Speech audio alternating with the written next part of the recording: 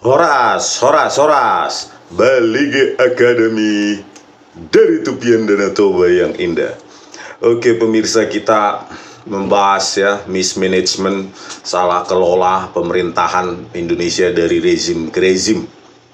Tapi untuk kali ini kita bahas dulu tentang ekspor ilegal nikel ya, biji nikel atau ore nikel ke Cina pada tahun 2020 sampai 2022 ya. Sampai saat ini tidak ada ditindaklanjuti oleh KPK, dibiarkan ditenggelamkan begitu saja, katanya Menko Maritim ya, Luhut Binsar Panjaitan, katanya Firly saat itu sudah menemukan pelakunya, tapi sampai saat ini 2025 tidak ada ya ditindaklanjuti sampai saat ini ya. Sayang sekali, alam Indonesia ini malah bukan untuk kesejahteraan rakyatnya, tetapi ya untuk oknum-oknum di pejabat-pejabat itu ya. Padahal seperti kita lihat di sini, Indonesia itu katanya memiliki harta karun nomor 1 di dunia, yaitu cadangan nikel, menguasai 52% cadangan nikel dunia ya. Di Rusia hanya 5%, Brazil 8%, Australia 15%, Indonesia 52%, negara-negara lain 20% ya. Nah inilah ya, padahal Indonesia ini sangat kaya, tapi ya seperti dikatakan oleh Prabowo Subianto ya, dengan kekayaan seperti ini pun katanya 25% anak Indonesia pergi ke sekolah dalam kondisi lapar. Berarti kan salah kelola ya, dari rezim ke rezim, dari presiden ke presiden tetap seperti ini. Nah inilah KPK mengendus ekspor ilegal nikel ke Cina. KPK belakangan mengendus ekspor ilegal ore nikel atau biji nikel sebanyak 5,3 juta ton ke Cina. Ya, mulai dari Januari 2020 sampai Juni 2022. Hal tersebut menimbulkan kerugian negara hingga miliaran rupiah lantaran hilangnya penerimaan royalti dan penerimaan PPh perusahaan penambang nikel. Kerugiannya 500 miliar lebih ya. Nah, hal itu didapat dari data impor nikel Cina ya, 2020, 2021, 2022. Aduh, terus ketika ditanyakan kepada Bahlil ya, Bahlil Lahadalia ya, sebagai Menteri Investasi dan Kepala Badan Koordinasi Penanaman Modal, dia malah tidak tahu ya, bingung ya. Pejabat ini semua serba tidak tahu. Kemarin juga tentang pagar misterius di laut juga Menteri KKP-nya bilang nggak tahu ya, serba tidak tahu ya menteri-menteri saat ini itu. Bingung saya, digaji rakyat malah tidak tahu ya. Harusnya malu mundur gitu ya. Inilah kata Bahlil ini, kami sama sekali tidak tahu, jujur, karena kami sepakat untuk melarang ekspor nikel sejak Desember. Sebenarnya Oktober 2019, kalau masih ada yang seperti itu proses aja secara hukum ya. Ya, menterinya mengatakan tidak tahu, KPK-nya malah nggak melanjutkan apapun. Jadi bayangkan ya, kekayaan negara harusnya dapat dari royalti dan PPh penambangan 500 miliar lebih hilang, lenyap begitu saja ya, harta kekayaan negara Indonesia. Saking kayanya Indonesia ini, bahkan Presiden Joko Widodo mengizinkan ormas keagamaan ya untuk kelola tambang ya. Dia menerbitkan PP nomor 25 tahun 2024 tentang perubahan atas PP nomor 96 tahun 2021 tentang pelaksanaan kegiatan usaha pertambangan mineral dan batu bara. Bayangkan saking kayanya Presiden Joko Widodo itu mengubah PP itu sehingga bisa dikelola oleh ormas keagamaan ya ini. Saking kayanya ya ini. Ya, lenyap begitu saja 500 miliar dan tidak ditindaklanjuti sampai detik ini. Makanya KPK sekarang ini kalau memang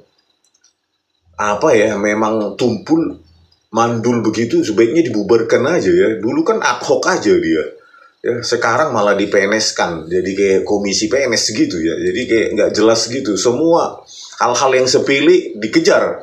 Ya, kasus Hasto, Harun Masiku, yang katanya suap cuma 600 sampai 700 juta. Harusnya ini pun dikejar juga lah, ya, yang lebih besar. Belum lagi kita bicara tentang korupsi dana suap 243 miliar korupsi BTS 4G itu yang ke Sugiono yang sekarang Menlu dan stafnya itu pada saat dia Wakil Komisi 1 DPR periode 2019-2024 ya.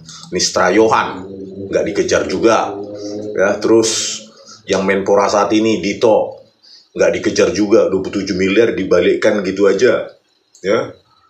Setelah itu lolos dia. Belum lagi korupsi minyak goreng yang melibatkan siapa itu, Airlangga Hartarto, lolos gitu aja. Semua lolos ya, lolos dan lolos. Ini juga begitu, lolos semua. Oke, inilah berita di Kompas ya, dugaan ekspor ilegal 5,3 juta ton biji nikel ke Cina. Negara diduga rugi 575 miliar ya. Setengah triliun lebih, dan sampai saat ini ya nol hasilnya.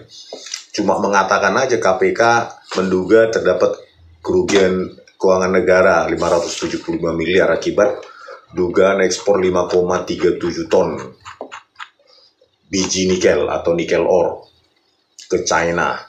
Koordinator Supervisi Wilayah 5 KPK Dian Patria mengatakan kerugian itu timbul dari ekspor ilegal biji nikel sepanjang 2020 hingga Juni 2022. Jadi cuma statement begini aja ya, gak ada ditindaklanjuti. Apanya maksudnya KPK ini nih?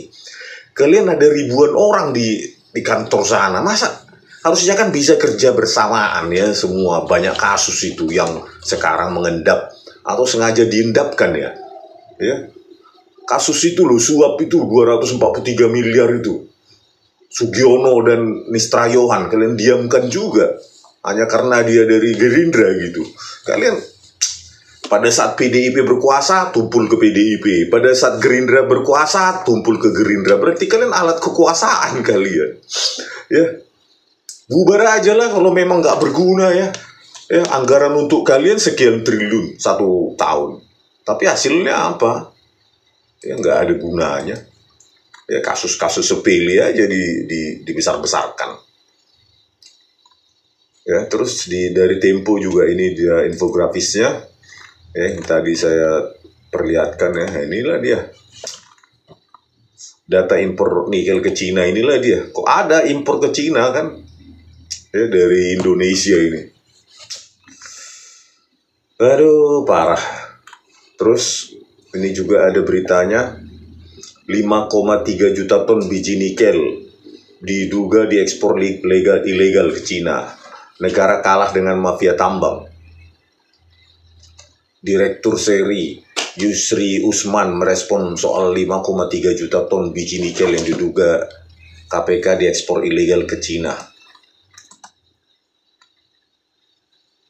Jika benar adanya, itu berarti negara sudah kalah dengan mafia tambang. Iyalah ya, negara Indonesia selalu kalah dengan mafia rekayasa BB digital. Kasus Jessica Wongso aja, si Tito Karnavian dan Krisnamurti itu kalah negara. Ya, lebih kuat Tito Karnavian dan Krisnamurti daripada negara. Ya, padahal sudah merusak barang bukti digital lewat tangan ahli kotor itu Muhammad Nual Azhar dan Christopher Harimanrianto lewat penggunaan software iRedsoft dan FreeMake ya, untuk mengotak-atik dimensi, laju frame dan kodeknya sehingga kabur semua video CCTV. Itu kalah juga negara ini dengan mafia-mafia seperti ini. Saya bingung, negara itu lemah sekali ya, negara Indonesia ini kepada pelaku-pelaku seperti ini ya. Mafia suap juga kalah, mafia perkara Jarod Richard juga sampai sekarang tidak dibuka ya. Uangnya yang 900 sekian miliar atau hampir 1 triliun itu dari perkara mana saja nggak dibuka ya. Belum lagi kasus suap tadi itu, korupsi BTS 4G juga nggak dibuka. Aman-aman aja itu Sugiono dan Nistra Yohan, dan Menteri Menporanya itu Dito Artijo. Ini juga mafia tambang juga 5,3 juta ton ekspor ilegal, kalah juga. mafia rekayasa hukum juga Tito Karnavian dan Krisnamurti kalah juga negara ini. Jadi apa yang mau kita harapkan dari negara ini? Kok lemah sekali ya? Harusnya kan kalau memang Presiden Prabowo Subianto ini orangnya bersih, maka dia harus tegas gitu terhadap orang-orang semacam ini. Ya bukalah, ini usut semua orang-orang ini. Masa enak kali ya, mafia suap, mafia perkara, mafia rekayasa barang bukti ya, mafia rekayasa hukum, mafia tambang ilegal. Aduh parah ya. Makanya kita serukan ini KPK jangan hal-hal sepele 600 juta dibesar-besarkan di media seolah-olah kerja. Oke, itu kerjakan gitu. Tapi jangan lupakan yang kasus-kasus besar gitu. Oke pemirsa, sampai sekian dulu, kita suarakan terus agar KPK mendengar ya. Jangan sibuk hal-hal sepele. Sampai sekian dulu. Sampai jumpa di video kami selanjutnya. Horas.